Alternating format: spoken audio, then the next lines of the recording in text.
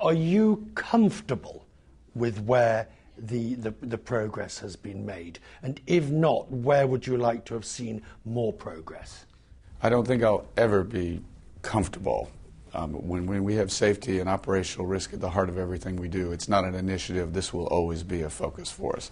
So we've got many projects that are going to come on this year. We've 6 big new upstream projects. We're going to double the level of exploration from 6 wells to 12. All of those are going to be done with great care.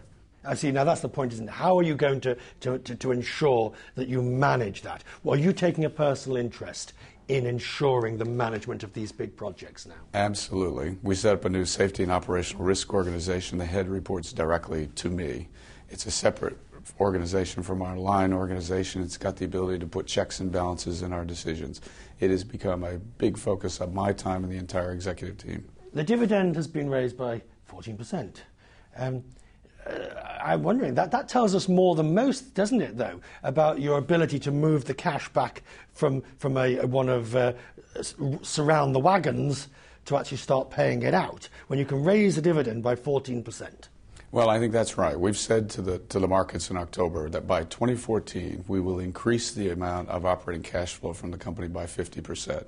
We're going to take 50% of that and put it into new investments, and we're going to take 50% of that and do things like distribute to shareholders. But it suggests you don't believe you'll need the money to pay out, or that compensation for Gulf of Mexico will be higher than you'd anticipated.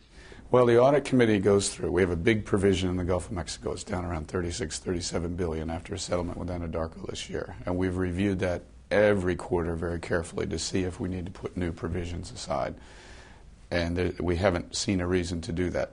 If there is a reasonable and fair settlement that we can reach before the trial date, we would do that. But right now we're vigorously preparing for the trial. What would you consider fair and reasonable?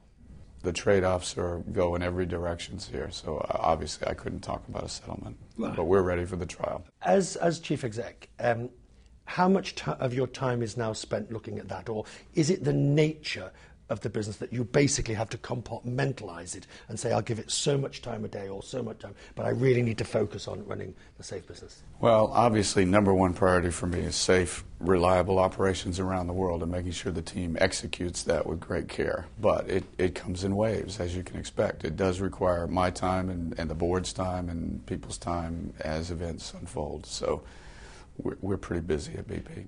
Final question. Do you have any idea what your legal bill will be?